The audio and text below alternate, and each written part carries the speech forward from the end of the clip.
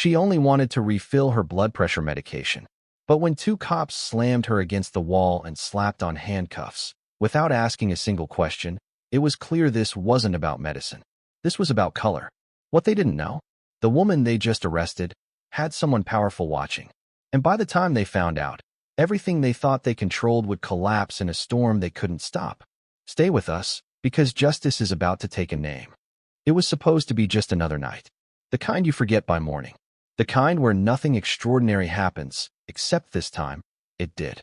Lorraine Parker pushed open the glass door of the Ridgefield Pharmacy in the quiet suburb of Cypress Hollow, Alabama. The fluorescent lights buzzed overhead as a wave of chilled air hit her face, momentarily cutting through the thick southern humidity that clung to her skin.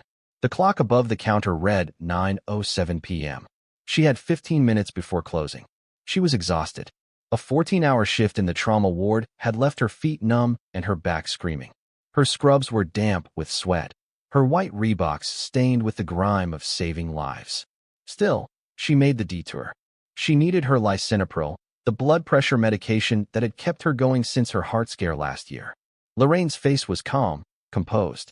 She moved with that quiet dignity that seasoned nurses wore like armor. Decades of chaos behind her eyes, but grace in every step. She walked to the counter and waited. Behind it, a pale teenage boy in a green polo shirt was slouched over his phone. He looked up at her without real interest. "Evening," Lorraine said softly, handing over her insurance card, ID, and prescription slip. The boy barely nodded, scanning them without making eye contact. A beat passed, then another. His fingers tapped nervously at the keyboard. He squinted, frowned. Something was wrong. Lorraine shifted her weight. "Everything okay, baby?" The boy didn't respond. Instead, he muttered something under his breath and turned to whisper to someone out of sight. A few seconds later, a middle-aged white woman emerged from the side office, hair pulled tight into a bun, mouth pinched like she'd just smelled a trash can. "Manager." She walked up to the counter slowly, eyes scanning Lorraine from head to toe, not with curiosity, but judgment. "What seems to be the issue?" Lorraine asked, her voice even, professional. "There's a problem with your insurance," the manager said. "It's not matching what's in the system." Lorraine blinked. "Ma'am, I've filled this same prescription here for the past 8 years. Nothing's changed. Same insurance, same pharmacy, same ID." The manager's eyes flicked to the ID card again, then to Lorraine's face. "Well, tonight, it's not matching. And until we sort that out, I'm afraid we can't help you." A chill started to settle behind Lorraine's ribs. Not the air conditioning. Something older, colder. She leaned in, voice steady. "I'm happy to wait while y'all double-check the system. But I need that medication." The manager straightened her posture. "We've already contacted local law enforcement. They'll handle it from here." Lorraine's blood ran cold. "Excuse me. You may be using someone else's insurance," the woman said flatly. "This could be fraud." Lorraine didn't raise her voice. "You're accusing me of stealing my own prescription?" The clerk behind the counter looked like he wanted to disappear. His eyes darted to the floor. Lorraine turned back to the manager, a deep knot forming in her chest. She'd seen this before. Felt it. That shift in the room when people decided what they thought you were. Not based on facts. Not based on behavior. Based on skin. Outside, she heard the distant rise of sirens. She had a choice. She could walk out and let them think what they wanted. Or she could stay and face it. But if she left, they'd say it proved something. That she was running. That she was guilty. She adjusted her stance and stayed. 5 minutes later, the door beeped open. 2 white police officers strode inside like they owned the place. One was stocky with a buzz cut and mirrored sunglasses, despite the dark. The other was younger, leaner, eyes shifty. They didn't ask who she was. Didn't ask for details. Their eyes landed on Lorraine like they already knew everything they needed. "That's her," the manager said, pointing. "She tried to use someone else's insurance." The older officer stepped forward. "Ma'am, I need you to come with us." Lorraine met his gaze. "On what charge?" "We'll sort that out at the station. Step outside, please." "I have my ID, my prescription slip, and my insurance card," she said calmly. "You haven't even looked at them." "Step outside." The younger cop hovered by the door, uncertain. A couple of customers nearby were starting to notice. One woman clutched her child tighter and moved away. Another man near the cold remedies aisle began filming with his phone. Lorraine held up her documents. This is mine. You don't get to treat me like a criminal without proof. The officer didn't look. Instead, he reached for her wrist. Gasps echoed. Lorraine didn't resist. Didn't yell. She allowed herself to be handcuffed right there, in front of everyone, her chin lifted, her posture unbending. As the cold metal closed around her skin, she caught the faint smile on the manager's lips. The ride to the precinct was silent. No one said a word, but Lorraine could hear everything in the silence. Assumptions, hatred, the quiet comfort of men who thought power made them right. Her name was never asked. Her documents were never reviewed. In their minds, she was already filed black. Female. Guilty. And as they dragged her into the station, as her mugshot was snapped and her fingerprints taken, no one thought to ask the obvious. Why would a 57-year-old ER nurse fake her insurance for a $12 prescription? Because the truth was, they didn't care. She wasn't a nurse to them. She wasn't a woman. She was just someone whose skin gave them permission. The air inside the police cruiser was thick, thicker than it had any right to be for a cool Alabama night. Lorraine Parker sat in the back, her hands cuffed tightly behind her back, wrists already chafing where the cold metal dug into her skin. The plastic seat beneath her was unforgiving, molded for compliance, not comfort. Her knees bumped against the back of the passenger seat with every jolt in the road. Outside, Cypress Hollow slipped by, quiet homes, dark porches, the occasional porch light flickering. But inside the car, the tension was a living thing. Heavy, crawling, like an accusation that didn't need words. Officer Rick Daly was behind the wheel, broad-shouldered, buzz-cut. Everything about him screamed authority and enjoyment of it. Next to him, riding shotgun, was Officer Brian Knox, younger, thinner, and visibly nervous. Knox didn't say much. He didn't have to. His silence was loud enough. She didn't even put up a fight, Daly muttered with a chuckle as he pulled onto the highway. Guess she knew the game was up. She had paperwork, Knox said quietly, almost to himself. Daly shot him a sideways glance. Paperwork doesn't mean anything when it's stolen. Knox didn't respond. His fingers tapped anxiously against his knee. In the back, Lorraine said nothing. She had learned long ago that explanations meant nothing to men who had already decided. Her voice wouldn't save her here. Her degrees wouldn't. The thousands of patients she'd treated wouldn't. Her blackness had erased all of that the moment she walked into that pharmacy. She stared straight ahead. Her jaw was tight, but her eyes were dry. She wasn't going to give them the satisfaction of tears. Daly adjusted the rearview mirror just enough to catch her eyes. You got a name? Lorraine didn't respond. She's playing the strong and silent type, he said, smirking. Let's see how long that lasts when we start booking her. Knox shifted in his seat. Maybe we should. I mean, we could have asked more questions back there. Daly scoffed. Kid, if you start doubting every call, you'll end up dead. You see someone trying to scam prescriptions, you move. End of story. But she's old.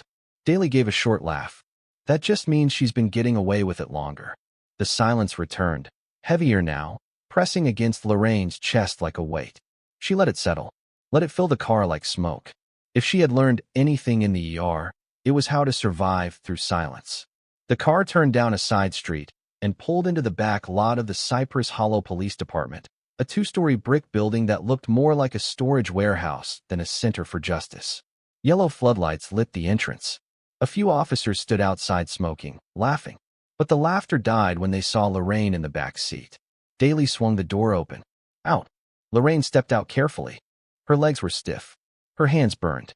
Inside the station, the fluorescent lights hummed overhead, throwing pale light onto stained linoleum floors. The booking desk was manned by a heavy-set sergeant named Boyd, red face, thinning hair, thick forearms resting over a clipboard. Daly shoved the intake form toward him. Prescription fraud. Possibly insurance theft. Boyd looked Lorraine over without even a nod. ID. Claims to have one, Daly said, tossing her wallet onto the counter. Didn't check it. Boyd opened it lazily, glanced at the name. Lorraine Parker. Nurse. She says, Daly muttered. Boyd grunted. Nurses don't mean what they used to. Behind them, Knox hovered awkwardly, eyes darting toward Lorraine, then back to the floor. You want prints or photo first? Boyd asked. Let's go mugshot, Daly said with a grin. Let's see if she smiles. They led her to the corner setup, a digital camera mounted to a tripod, a white screen behind it. Lorraine stood still, expression unreadable. The camera flashed. Then they took her fingerprints, pressing her fingers hard into the black ink pad, rolling them over the paper like she was meat at a deli counter. Right hand. Ink. Left. Ink. You ever been arrested before? Boyd asked, almost conversational. No, Lorraine said. Her voice was quiet, controlled. There's a first time for everything, Daly said, chuckling as he scribbled her info on the form. Name, Lorraine Parker. Age, 57. Occupation, nurse. Race. He looked up and locked eyes with her. Black. He said it slowly, deliberately, like he wanted it to mean more than a checkbox. Lorraine didn't flinch. When the paperwork was done, they walked her past rows of desks and tired-looking officers pretending not to notice. But she felt their eyes, their assumptions, their disinterest. She doesn't even look the type, she heard someone murmur. That's why they get away with it, someone else replied. They opened a steel door and walked her into a holding cell, bare walls, metal bench, one toilet in the corner. The door clanged shut behind her. Daly leaned against the bars, smirking. You want to save yourself some trouble? He asked. Tell us whose insurance you were using. Could make things easier. Lorraine sat down slowly, back straight, wrists aching. She looked at him and said nothing. Daly shrugged. Have it your way. Hope you like jail food. He turned and walked away, Knox trailing behind him. The silence in the cell was colder than outside. But Lorraine didn't mind silence. She'd been through worse. She studied her wrists. Red lines carved into the skin. Proof of what they thought they could get away with. But they didn't know who she was. Not really. And they didn't know who was coming. Because across town, in a quiet house just beyond the city limits, her father, Elliot Parker, had just answered a call. And the man who once ran internal operations for the Department of Justice didn't sleep through injustice. Especially not when it involved his daughter. And when he moved, things broke. 30 minutes after Lorraine Parker was locked into a cold steel cell, across the city in a quiet corner of Cypress Hollow, a storm was building. Elliot Parker wasn't the kind of man who made noise when he moved. He didn't need to. The silence around him had weight, an ex-agent's presence honed by decades of federal service and righteous rage that knew exactly when to strike. His cell phone buzzed once. One name on the screen. Marcia Franklin, a friend of Lorraine's, who had witnessed the arrest and recorded it from the cold medicine aisle. He watched the 34-second video 3 times. Lorraine, calm, presenting her ID. The officer's hand wrapping around her wrist. The click of the cuffs. The look on her face, composed, but burning. Then he moved. The lights in his study snapped on. He reached for a black leather folder, unzipped it, and removed 2 things. His old Department of Justice credentials and a satellite phone. He hadn't used either in years. But tonight, they'd sing. At 10:12 p.m., the secure DOJ channel lit up. This is Elliot Parker, he said simply. Patch me through to civil rights. Washington, D.C. Level 3 clearance. Badge ID 5277D. We have a live incident in Alabama. I need federal eyes now. There was a pause, then movement. At Cypress Hollow PD, the air had started to shift. The officers didn't know why yet. But they felt it, like the first pressure drop before a tornado. Like breath being held on a national line. Sergeant Boyd was chewing a stale ham sandwich when the front desk phone rang. He answered, barely glancing at the caller ID. Cypress Hollow Police Department. How may I?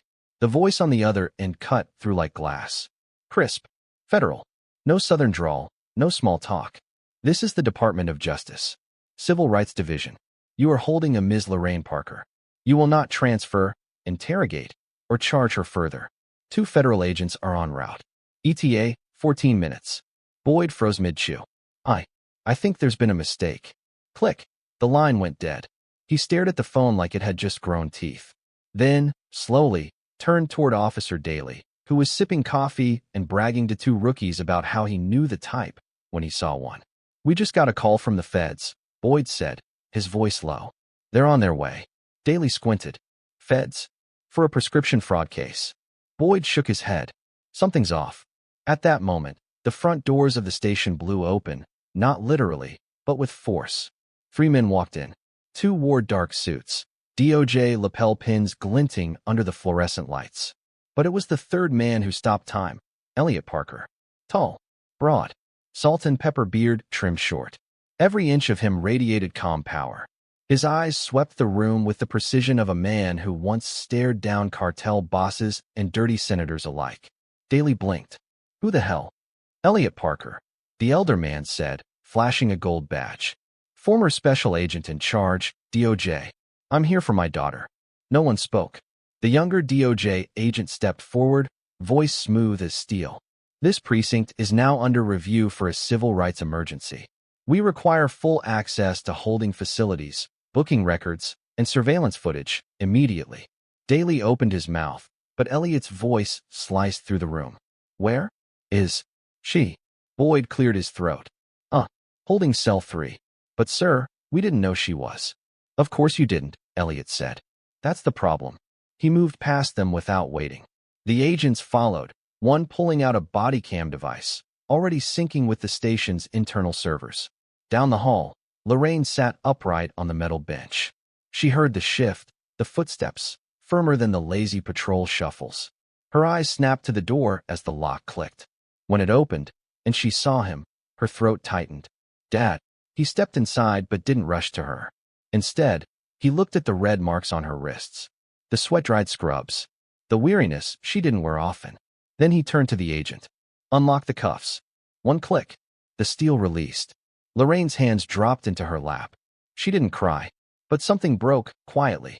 Her father stepped back, letting her stand on her own. Then he nodded once, and she walked past him, chin up, back straight. They returned to the front desk, where silence still gripped the room like a vice. Daly leaned on the counter. Look, we were just doing our job. She didn't have the right documents. Elliot turned to him slowly. You didn't even check them. Daly's mouth opened. Closed. Elliot nodded toward the agent. Start downloading the body cams. I want every second. The other agent moved quickly. USB ports. Downloads. The building's digital veins started to pump. Boyd cleared his throat. Sir, if she's free to go, maybe we can. Elliot raised a single finger.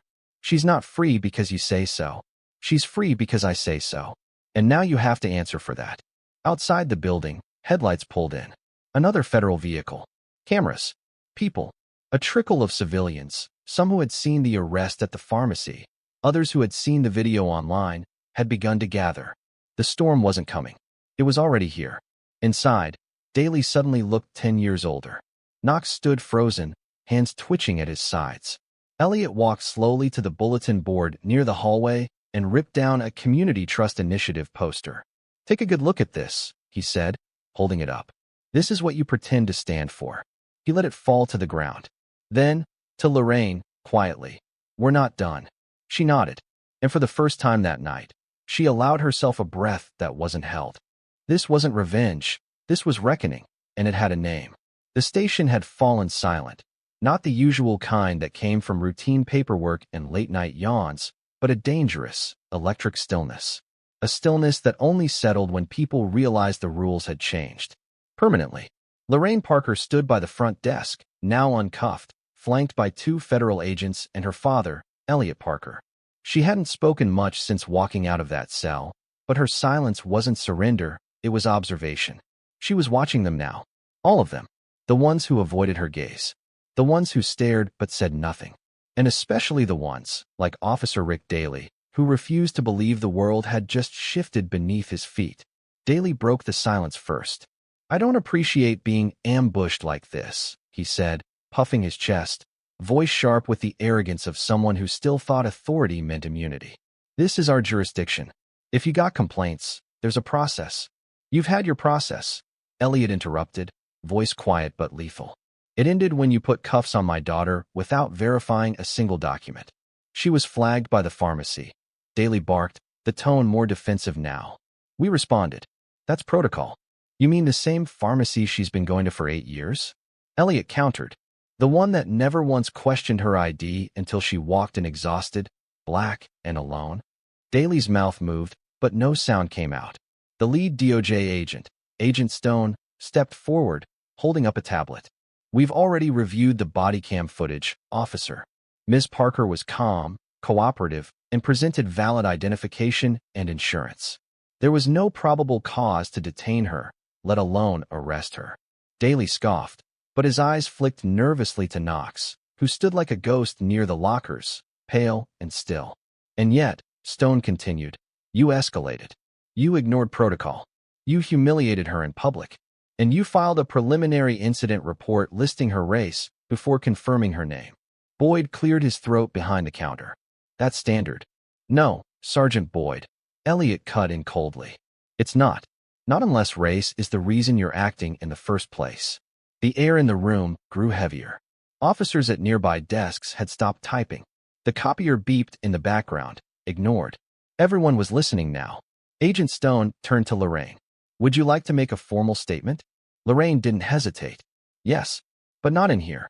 Not while he's still standing in uniform, she said, nodding toward Daly. Stone gave a nod. Understood. He turned to the officers. Effective immediately, Officers Daly and Knox are placed under federal suspension pending investigation into civil rights violations, wrongful arrest, and misconduct. They are to surrender their weapons and badges, now. Daly's face twisted. You don't have the authority to. Elliot's voice cracked through the room. They already did. Agent Stone held up a black folder. Signed order.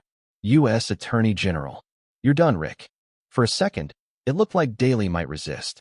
His jaw clenched, eyes blazing. Then something cracked behind his eyes. Not just fear, but realization. He wasn't untouchable anymore. Slowly, painfully, he reached up and unpinned his badge. Clink. It landed on the desk with a finality that no one missed.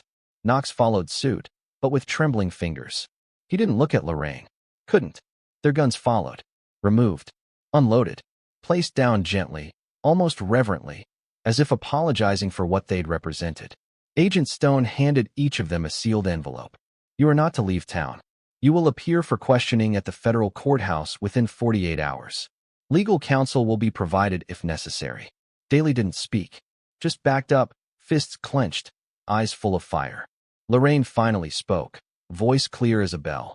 You should have read her name before you read her skin. He flinched. Outside, the crowd had grown. People pressed against the glass doors of the station, neighbors, bystanders, and strangers who had seen the video online. Their faces weren't angry, they were expectant, hungry for something they'd rarely seen, accountability. Elliot motioned for Lorraine to walk beside him. She did. They moved toward the exit slowly, every step deliberate. Officers who'd laughed an hour earlier now stood rigid, posture straight, eyes averted. One rookie looked like he wanted to speak, but the moment passed. Lorraine didn't need his words. She'd already heard enough silence to understand exactly where they stood. At the front desk, Sergeant Boyd tried one last act of resistance. We still have to process a release form, he said, voice thin. Elliot raised a brow. You want to delay her freedom? After what you've done? Boyd hesitated, then opened the drawer and slid the form toward Lorraine. She didn't sign it immediately. Instead, she read every line slowly, making Boyd squirm. Then she signed with the poise of someone who knew her name would be in headlines by morning. Outside the doors, cheers erupted as soon as she stepped into the warm Alabama night. Flashes, cameras, microphones. But Lorraine didn't flinch. Elliot stood behind her, a steady wall of protection. Agent Stone turned to the crowd and spoke into the first microphone thrust in his direction. There will be a full federal review of the Cypress Hollow Police Department. Effective tonight. Gasps. Applause. Someone shouted, It's about time. Lorraine turned to look back at the building, at the cracked facade, the officers peeking from behind curtains, the weight of decades of silence trapped in brick and badge. Then she said quietly, but into every mic, This wasn't justice. This was just the beginning. And with that, she walked into the spotlight, not as a victim, but as a warning. Because Cypress Hollow had forgotten something critical. They hadn't arrested a woman. They'd awakened a movement. The morning after Lorraine Parker walked out of Cypress Hollow PD, the story had already left town and gone national. By 6:30 a.m., her mugshot had vanished from internal systems, scrubbed under federal order. But the 34-second arrest clip, captured by Marsha Franklin in the pharmacy aisle, was everywhere. Cable news ran it on loop. Twitter dissected it frame by frame. Facebook timelines flooded with hashtags like #JusticeForLorraine and #ThisIsWhatWeKneel. And back in a temporary command center, just 5 blocks from the precinct, the real reckoning had begun. Inside a repurposed city planning office turned federal operations hub, a team of Department of Justice investigators worked through the night. The smell of burnt coffee and stale bagels filled the room, but no one was there for comfort. Special Agent Nina Ramirez, a sharp-eyed Latina woman known for dismantling corruption from Baltimore to Baton Rouge, stood at the center. Her voice was calm, but her presence was absolute. "Let's start with the complaint history," she said, clicking her pen. An analyst opened a database. On screen, the personnel records of officers Rick Daly and Brian Knox. Lorraine watched from a chair in the corner, sipping slowly from a styrofoam cup of tea. Her father, Elliot, stood beside her, arms folded, silent, unblinking. The screen blinked again. Daly, Rick, 14 use of force complaints in 7 years. Knox, Brian, for misconduct reports. All marked. Internal review, inconclusive. Ramirez raised an eyebrow. And how many of those were forwarded to internal affairs? The analyst scrolled. None. Elliot let out a quiet, bitter chuckle. Of course not. Ramirez stepped forward, flipping open a black file folder. We subpoenaed body cam footage from the last 18 months. Guess what we found? She slid a tablet toward Lorraine. The screen showed a young black teenager, maybe 16, being shoved face-first onto a patrol car. Daly's voice barked from off-screen. Stop resisting. The boy wasn't moving. Lorraine clenched her fists. Another video played. A Hispanic woman pulled over at dusk.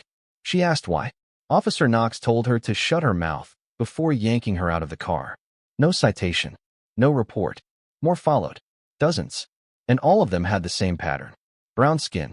Raised voices. No real charges. Ramirez paced slowly. They weren't just rogue cops. They were protected. This department has a culture problem, and we're just getting started. She turned to Lorraine. Would you consider speaking publicly? Not just about what happened to you, but about what you've seen in this city. Lorraine met her eyes. I'm not a politician. You don't have to be, Ramirez said. You're a nurse, a daughter, a citizen. That's exactly who they listen to now. Elliot added quietly. And who they fear. Ramirez nodded to her team. Start pulling full records from the last 10 years. Every complaint, every deleted body cam file, every settlement. I want to know who signed off, who buried it, and who got promoted for it. By the end of the day, Cypress Hollow's rot was no longer a rumor, it was data. 47 complaints of racial profiling, 17 quiet settlements, 2 officers commended for efficient field behavior. The same week they assaulted a homeless veteran, and a spreadsheet of falsified reports tied to nearly every minority arrest in the past 3 years. The deeper they dug, the darker it got. Text messages between officers joked about scaring some sense into loudmouths. One message from Daly read, caught another one pretending to be a nurse. Must be nice having stolen IDs. Another read, she had that look. You know the one. Lorraine stared at the screen and saw what she had always suspected. They didn't just assume she was lying. They needed her to be. Because if she were innocent, then they would have to face a truth they had buried too deep. That they'd been wrong. Again. And again, and again. 2 days later, the DOJ held a press conference. The room was packed, reporters elbow to elbow, microphones like a forest of steel. Ramirez stood behind the podium. We have found credible evidence of systemic abuse within Cypress Hollow PD, she announced. The civil rights of dozens of citizens, primarily people of color, have been violated. This was not a misunderstanding. This was not a mistake. This was a pattern. Flashbulbs exploded. The Department of Justice will move forward with full federal oversight of this department. Effective immediately, reporters shouted questions. Will there be arrests? How deep does it go? Was this a hate crime? Ramirez didn't flinch. This is the beginning of a formal federal intervention, and it will not be the last. Then she stepped aside and motioned for Lorraine Parker to speak. The room hushed. Lorraine walked to the mic slowly, every step deliberate. She wasn't wearing her scrubs today. She wasn't a patient. She wasn't a suspect. She was something far more dangerous. A black woman who had been underestimated and survived. She took a breath, then said, I stood in a pharmacy after a 14-hour shift trying to pick up my blood pressure meds. I had ID.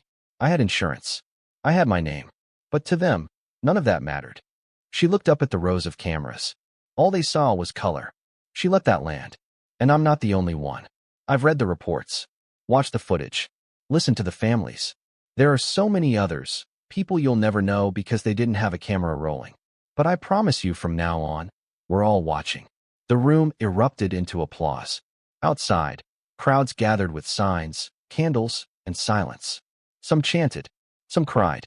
Others just stood quietly, like they finally had a place to put their grief. A place to say, enough. Back in the operations center, Elliot sat beside Lorraine, watching the live feed replay on television. You did good, he said. Lorraine didn't smile. She looked tired, but determined. They really thought they could erase me, she said. Elliot nodded. They forgot whose daughter you are. She looked back at the screen, at her own face now splashed across national media, and replied, no, they forgot who we all are. And the storm that had started in a pharmacy aisle? It wasn't stopping. Not tonight, not ever again. The night after the press conference, Lorraine sat alone on her back porch, the weight of national attention pressing down on her shoulders like a second spine. The air in Cypress Hollow had changed. People who used to look past her now stopped in grocery store aisles. Some whispered thanks. Some asked for selfies. Others simply nodded, silently acknowledging that something had shifted. But Lorraine didn't need recognition. What she needed was clarity on what came next. She didn't ask for this war. But now that she was in it, she would not walk away. Across town, in the basement of a red brick legal aid office, civil rights attorney Marcus Dean pinned a stack of case files to a corkboard. Each one was a name, a face, a story that echoed Lorraine's in tone, if not in detail. A young black man detained for matching a description while jogging. A Latina nurse pulled from her car in scrubs and accused of theft because her last name wasn't Smith. An elderly veteran who had his ribs cracked during a wellness check. Lorraine sat in the back of the room, watching survivors tell their stories one by one, not to be heard, but to be counted. When Marcus finally stood and looked at her, the message was clear. We have evidence. We have witnesses. We have a window. But we need one person to lead it. Someone they can't ignore. Lorraine didn't hesitate. She stood slowly, her voice steady, her eyes locked onto every soul in that room. I'll do it. That night, the class action suit was born. By the end of the week, 47 plaintiffs had signed on. Within 2 weeks, it was over 100. Victims, families, witnesses, names the city tried to bury, stories the department labeled as anomalies. Now, they were a chorus. The legal language was simple. Systemic violation of civil rights, racial profiling, falsification of reports, suppression of complaints, excessive force, and targeted abuse under the color of law. The lawsuit didn't just name officers Daly and Knox, it named their supervisors, the Internal Affairs Division, and the city itself. What began as one wrongful arrest was now a blade pointed at the heart of an entire institution. The city tried to push back. Their legal team dismissed it publicly as an overreach. Behind closed doors, they scrambled. Emails were leaked. Settlement offers quietly whispered. They tried to paint Lorraine as an activist, as if that title somehow disqualified her from having been humiliated and shackled in front of strangers. But the media wasn't buying it. CNN ran a segment titled, "The Nurse Who Sparked a Movement." MSNBC followed with "From Scrubs to Supreme Court." Even Fox News, initially hesitant, aired her body cam footage raw and uninterrupted after public pressure grew too loud to ignore. On the courthouse steps, Lorraine stood next to Marcus Dean, cameras flashing, microphones shoved toward her. "This is not just about me," she said. "It's about every time someone said, 'Just comply and you won't get hurt.' Every time someone called it an isolated incident. Every time someone got away with it. This lawsuit isn't revenge. It's an answer." The city's defenses began to crack. First, the police chief resigned quietly before dawn, citing family matters. Then came the suspension of the Internal Affairs Director, who had personally closed 10 of Daly's use of force cases without review. And finally, the mayor announced he would not seek re-election. No one believed it was voluntary. Meanwhile, other cities were watching. Community leaders from Jackson, Little Rock, even as far as Oakland began reaching out. "How did you do it?" they asked. "Can you help us?" Lorraine became more than a plaintiff. She became a blueprint. She started appearing at rallies, not with chants or megaphones, but with medical metaphors. Systemic injustice, she told a crowd in Birmingham, is like sepsis, silent at first, then spreading through every vital organ until the whole body fails. You don't fix it with a Band-Aid. You fix it with surgery. And people listened, not because she shouted, but because she had bled. One night, back at home, she sat across from Elliot in the kitchen, both sipping coffee. He looked older now, worn in a way she hadn't noticed before. Not tired, just aware. "You ever think it would go this far?" she asked. He shook his head. "No, but I always hoped someone would carry it farther than I did." She smiled softly. "Then maybe I'm not just your daughter. Maybe I'm your legacy." He didn't reply. He just reached across the table and squeezed her hand. The next morning, the Department of Justice announced a full expansion of their oversight beyond Cypress Hollow. Other precincts, other states, other officers. And Lorraine knew, with sudden clarity, that the movement had moved beyond her. It no longer belonged to her arrest, or her name. It belonged to everyone who had ever been cuffed first and questioned later. Everyone who had ever been told they didn't look like they belonged. Everyone who had been dragged, shoved, silenced, and still stood up. The lawsuit was still pending. The trial date was months away, but it didn't matter, because the shift had already happened. The silence was broken, the rod exposed, and the system? It was bleeding. The courthouse in downtown Cypress Hollow had never seen lines like this.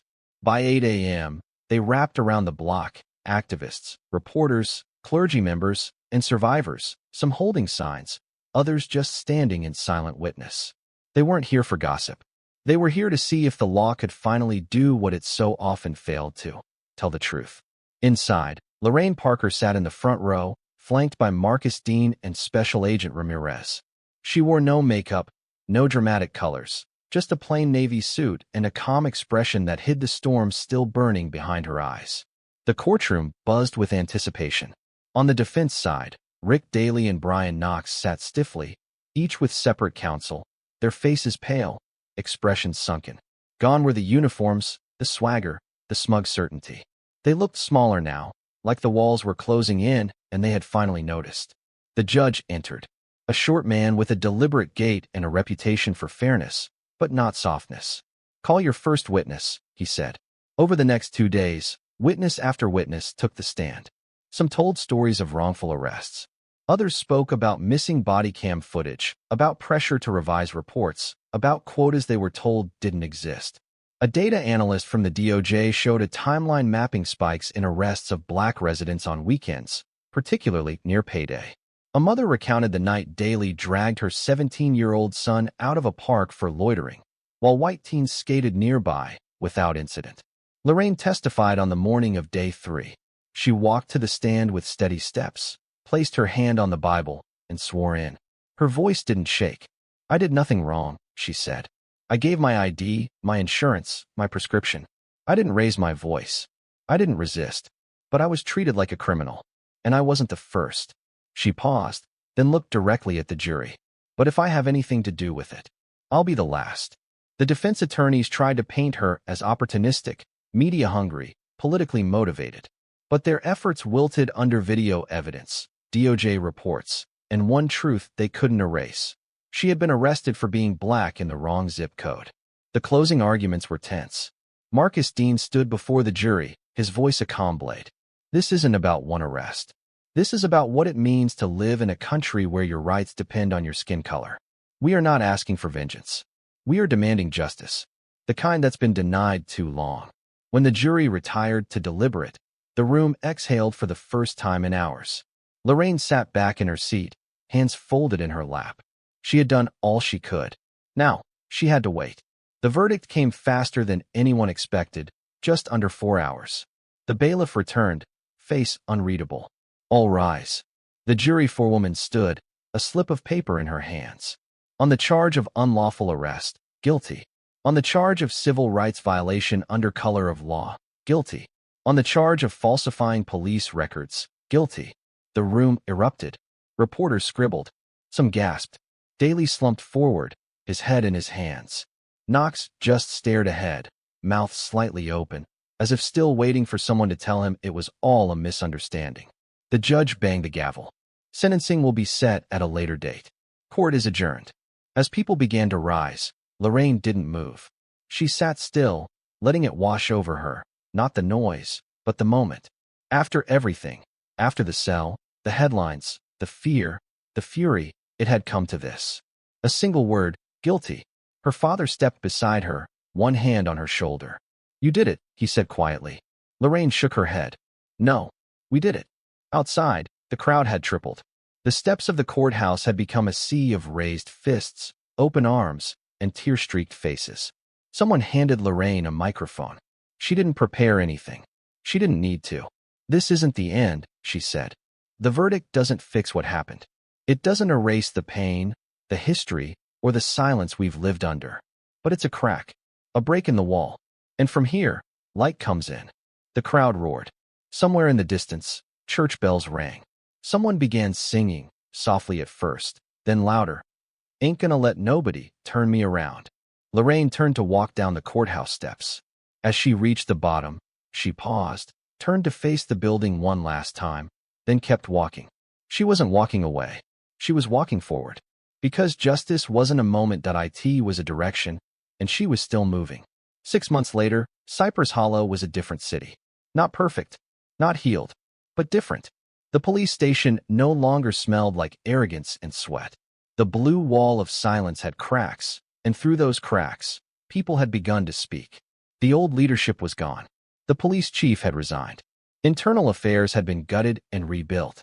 And for the first time in decades, the department had a civilian oversight board, half of which were residents from the very neighborhoods once most heavily patrolled. They met weekly in the town hall under fluorescent lights that buzzed too loud, but never louder than the truth. Lorraine Parker didn't attend the meetings. She didn't need to. She watched from a distance. Her presence no longer needed to prove anything. Her face was on murals now, on the side of the Ridgefield Pharmacy where it all began. A silhouette, head high, hand unclenched. Beside it, 3 words, still standing tall. She spent her days back at the hospital, walking the halls, tending to patients, doing what she had always done, saving lives.